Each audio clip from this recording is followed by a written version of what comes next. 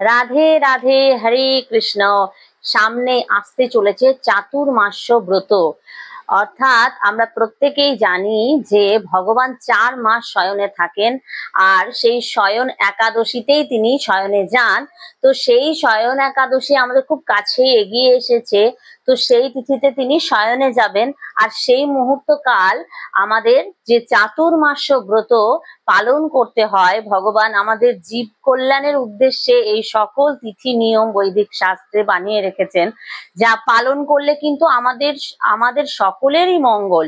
শারীরিক দিক থেকে আমরা সুস্থ থাকতে পারি, এবং আমরা মানসিক দিক থেকে সুস্থ থাকতে পারি, আধ্যাত্মিক দিক থেকে আমরা সুস্থ হয়ে উঠি। অর্থাৎ কি, আধ্যাত্মিক জগতে আমরা সম্পূর্ণ রূপে সঠিক থাকতে পারি। তো এ কারণেই আমাদের চাতুর্মাস্য ব্রত পালন করা হয়, এবং যে কোনো তিথি বার নিষেধ যা থাকে না, সবকিছুই বৈদিক শাস্ত্রে করা হয়েছে শুধুমাত্র আমাদেরই কল্যাণের জন্য, জীবের কল্যাণের জন্য।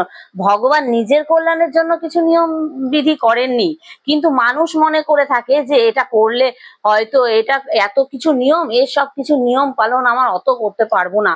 কিন্তু এইটা শুধুমাত্র যে তারা ভেবে থাকে যে এইসব নিয়ম বিধিগুলো মনে হয় করলে ভগবানেরই মঙ্গল হবে। কিন্তু প্রকৃতপক্ষে ভগবান জীব কল্যাণের উদ্দেশ্যেই সবকিছু করেছেন, এই জগৎ সংসার সৃষ্টি করেছেন। তা সবকিছু জগতের কল্যাণের জন্য, জগতের কল্যাণের জন্য তিনি যা যা প্রয়োজন সবকিছু তিনি কিন্তু এই জগতের মধ্যেই সৃষ্টি করেছেন। এবং বৈদিক শাস্ত্রে যে সমস্ত বিধি নিষেধ রয়েছে তার সবকিছুই জীব কল্যাণের জন্য। তাই ঠিক সেই রকম আমাদের বৈষ্ণব সম্প্রদায়ের যে বিশেষ একটি ব্রত মাহাত্ম্য রয়েছে, তা হলো এই চাতুর্মাস্য ব্রত। চাতুর্মাস্য ব্রত আমাদের কিভাবে পালন করতে হবে, কি কি নিষেধ রয়েছে, চলুন একটু সংক্ষেপে ছোট্ট করে বলে দিই কবে থেকে এই ব্রত পালন করব। তো চাতুর্মাস্য ব্রত সম্পর্কে আমরা হরিভক্তি বিলাস থেকে জানতে পাচ্ছি যে এই ব্রত আমরা পালন করে থাকি ভগবানের প্রীতিবিধানের জন্য, ঠিকই আমরা বৈষ্ণব ভক্তবৃন্দ, কিন্তু এতে আমাদেরই কল্যাণ হয়ে থাকে। সেটা আমাদের পালন করতে হবে কবে থেকে না, তো কেউ কেউ পালন করে থাকে শয়নী একাদশী, অর্থাৎ ভগবান শয়নে যান ক্ষীর সাগরে অনন্ত সজ্জায় ভগবান শ্রীহরি শয়নে যান এই শয়নী একাদশীতে, অর্থাৎ 6 জুলাই আমরা একাদশী ব্রত পালন করব। এই আষাঢ় মাসের শুক্লপক্ষের যে একাদশী, শয়নী একাদশী, সেই একাদশী 6 জুলাই আমরা পালন করব। এবং এই 6 জুলাই থেকে অনেকে মানে একাদশী তিথি থেকেই এই ব্রত পালন করে থাকে, অর্থাৎ চাতুর্মাস্য ব্রত পালন করে থাকে।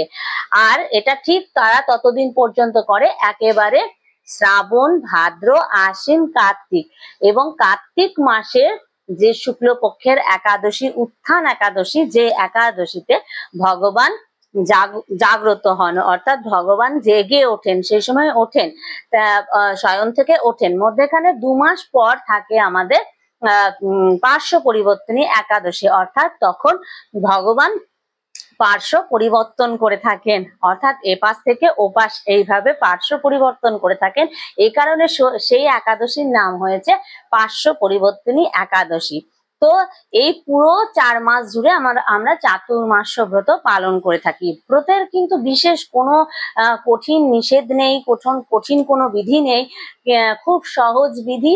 আর সেইটুকু পালনের মধ্যে দিয়ে আমরা নিজেরাও ভালো থাকতে পারি এবং ভগবানেরও প্রতিবিধান করতে পারি। তো এই চাতুর্মাস্য ব্রত আমরা পালন অনেকে আবার করে থাকি পূর্ণিমা তিথি থেকে, অর্থাৎ পূর্ণিমা তিথি মানে এই আষাঢ় মাসের শুক্লপক্ষের যে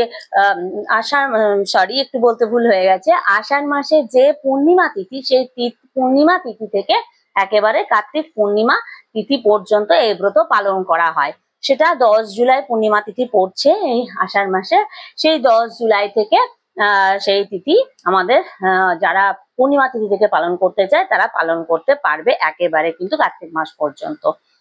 তো এই ব্রতে আমাদের কি কি করা উচিত? এই ব্রত কি স্বয়ং মহাপ্রভু করেছেন এবং তার পার্শ্বদগণ করেছেন? অবশ্যই ভগবান স্বয়ং এই ব্রত তিনি কিন্তু এই ধরায় মানব রূপে এসে পালন করে, তার পার্শ্বদগণকে নিয়ে পালন করে, তার মধ্যে দিয়ে তিনি বুঝিয়েছেন যে প্রত্যেক বৈষ্ণব ভক্তকে এই ব্রত অবশ্যই পালন করা উচিত, এবং শুধুমাত্র বৈষ্ণব ভক্ত বলে মানে ভক্তবৃন্দ বলে নয়, পুরো জগতের কল্যাণের জন্যই এই ব্রত পালন করা উচিত।